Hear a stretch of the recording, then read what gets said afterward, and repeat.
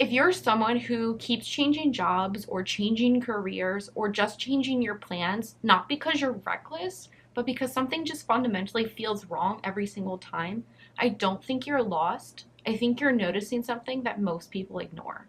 For me, it started with realizing that I never felt proud of my work because it never felt like it was mine. My work always seemed to feel to me like it belonged to someone else. I think about not necessarily myself, but I think about people who work like in middle management or like higher positions in a company where like what they do specifically actually generates a lot of profit for a company. And I just think that person could finish this project, make this huge amount of money for the company, and then they get laid off. You know, the company still gets the benefits from their work, but they don't get the benefits. A good way to like exemplify what I mean by this is I think about television programs and how a lot of actors will get royalties for shows that they've produced. The work world's not going to change for this, but maybe I would feel differently if we got royalties for our efforts. It's just hard for me to feel motivated to do my work. I don't really feel like it belongs to me. And then there isn't really a lot of pride in that because I'm just making something for you, but I'm not making anything for myself. Another thing that I struggle so much with, like, I do not understand why we have to just sit in a certain place for a certain period of time and only do our work during that time period.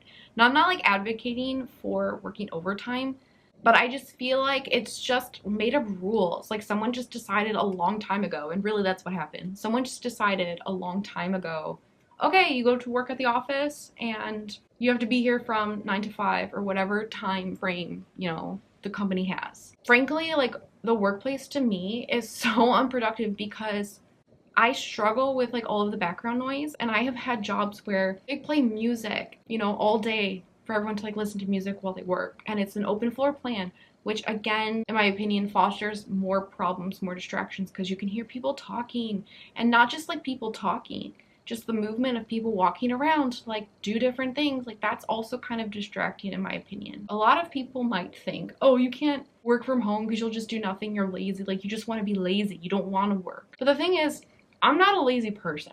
I do a lot. I work, and then outside of work, I work some more. Like the problem is not like work ethic. The problem is not scheduling. It's not motivation. Like I can get crap done even when I don't want to get crap done. But the thing is, as someone who's very like self-directed, I'm good at knowing when I work best and like where I work best and like how to work with myself to get the best results. And 9 to 5 in an office doesn't work for me. You know, this is kind of crazy, but like I would rather get up at 5 in the morning and get most of my work done by like 3 p.m. But you know, no company's gonna do that because, you know, other people don't want to do that, which is fair. But like that's what works for me. Like the earlier in the day I do stuff, the better I am. And by 3 p.m. or so, like I am useless. Working 9 to 5, working in an office, it has little to do with actually what's efficient, and it's more about what society says looks normal about work. Like I think that there's a lot of information out there that basically contradicts the fact that 9 to 5 is efficient. Like I think we already know it's not. I don't know, I go on about this forever, but I think you guys get the point. Another thing like I really just never understood was the amount of people who would voluntarily give up their weekends and their evenings and just say yes to everything. Like, and just give up their personal life to basically just work all the time. People, especially I think earlier in their career, they see this as like paying their dues. I don't know, as someone who is a millennial, I feel like by the time I got into the workplace, it was already apparent to me that there is no like loyalty to employees. Because honestly, my boomer parents, they also struggled with jobs that never had any loyalty to them. And my parents also gave me advice like not to operate in a way where you feel like the company has something to owe you, because if you're useful to them in that moment, you're useful to them, and that's great. And the moment you're not, they don't care what you did before. I know that in the moment, if I say yes to working on weekends, say yes to working on evenings, if I become the person who says yes all the time, then this company will come to expect me to say yes every single time, to the point that they will probably stop asking me and it will be assumed. And I saw this in other people. The people who said yes all the time, They were always stuck doing more. I do understand that some people are probably saying yes because they're worried that if they say no, they could be let go. Honestly, at times I envy them because it felt like these were the people who had no problem saying yes to working more. I knew if I was more like those people where working more did not bother me, like saying yes to all that did not bother me so much, and I didn't feel this emptiness like I didn't own my work, then it would have been a lot easier for me to show up to work and enjoy my work and just move on with my life.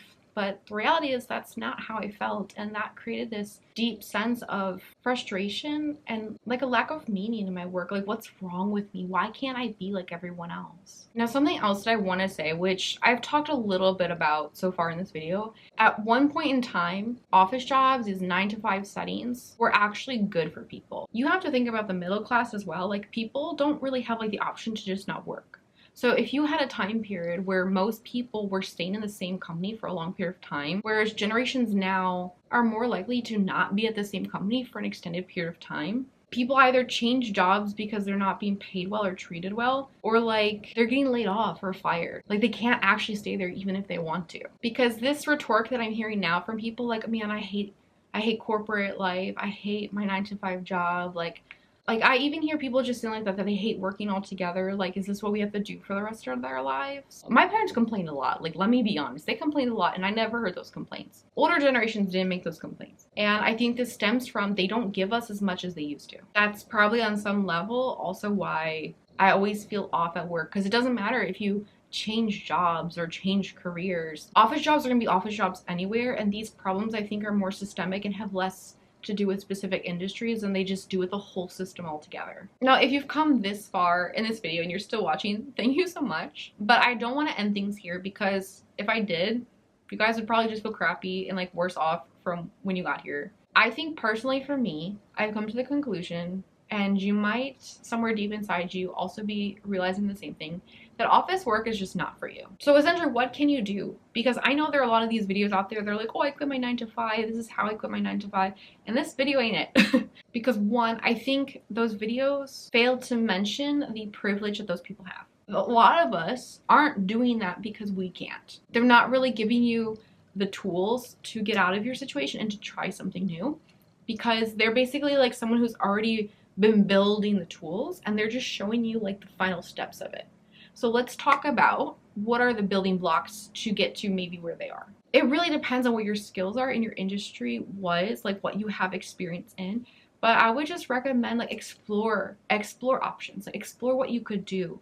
Freelancing, consulting, like teaching online. You know, in my case, I was fortunate to find a contract job where I'm basically working and it's not full-time, but I'm getting paid fairly well. So I have more free time. And in that free time, I'm exploring other things. And the idea is just throw darts at things. Throw darts at things. Don't expect a payoff right now. Don't expect results. Don't even necessarily expect something to give you money right away. Just invest in building skills and in trying other things on the side. The more you do that, hopefully you will kind of start to build a sense of like, oh, okay, like this is what I could do. Oh, okay, like maybe I could be like build consulting. Maybe I could start my own business here. Try to explore a little bit more of an unconventional lifestyle. And feel free to let me know down in the comments what you guys thought about this video, if it resonated with you or not. And if you are out there trying new things, let us know. I'd be so happy to like get all of us misfits together down in the comments and just like chatting away. So don't feel shy about commenting. And I'll see you guys in the next video.